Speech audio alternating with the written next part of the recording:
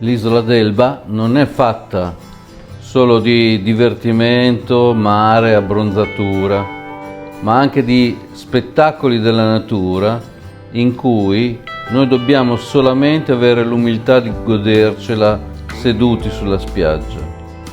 Come quando un bambino con una canna da pesca in mano siede di fronte al mare a guardare il sole tuffarsi dietro l'orizzonte. Lasciamo parlare le immagini.